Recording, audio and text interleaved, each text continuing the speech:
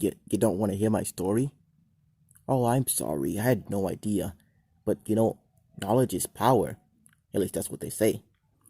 If you listen to a story, you just might learn something.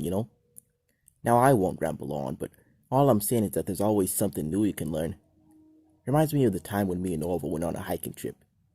Now, don't ask me what a hippo and an elephant were doing in the mountains. It's beyond me, and plus I don't recall. All I remember was that me and him were hiking, and Orville said, he turned to me and said, "Hey, Mr. Hippo, I'm tired. Can we stop to rest?" And I said, "Why, of course, Orville. Of course we can stop to rest." And we did. We sat down and ate some sandwiches filled with peanuts. It was Orville's favorite. It was peanut paste and crushed berries on bread. And I think there was a name for that, but again, I don't recall. What I do remember, though, was that very moment reminded me of a story. And I turned to Orville and I said, and this is what I said to him. I told him, I said, "Orville, why don't I tell you a story?" And Orville looked at me and he said, "Another story?" And I said, "Orville, what do you mean by another story?" And he said, "Well, it's just that you're always telling stories, Mr. Hippo. Don't you ever get tired of that?" And I sat and I thought for a second.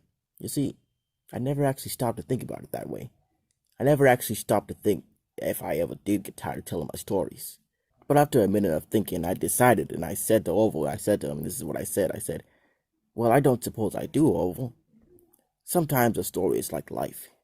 It goes on and on and on, and sometimes it never ends." And of course, I meant for people like me and Orville, not for you. You're dead. But anyway, Orville turned to me and said, "Well, I don't think I feel like hearing a story right now, Mr. Hippo. Maybe another time?"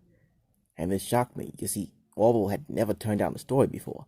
And I said to him, and this is what I said, "Orville, are you feeling all right?" And he said to me, he said, "Yes, I'm feeling all right. It's just that I'm getting quite tired of your stories. I mean, you tell them every time we talk to one another. It gets a little old." And I was confused by what he said. Every story I tell is always new and fresh, so how could they ever get old? It's like having a new baby and then calling the baby old. It doesn't make sense. And so I said to Orville, I said, "Orville, sometimes it's good to hear a new story every now and then. You never know what you might learn from it. It reminds me of that time." But before I could even finish, he cut me off. That's right, he cut me off while I was about to tell a story. And he said, "Mr. Hippo, I don't want to hear a story."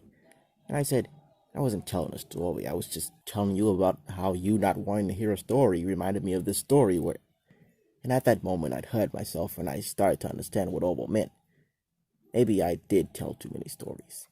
Maybe I did always make every scenario into a story, and maybe I did tell a story every time I sparked a conversation with someone. But that was years ago, and yet here I am today, still telling my stories. And why is that, you might be wondering? Well, you see, the thing is, I don't exactly recall.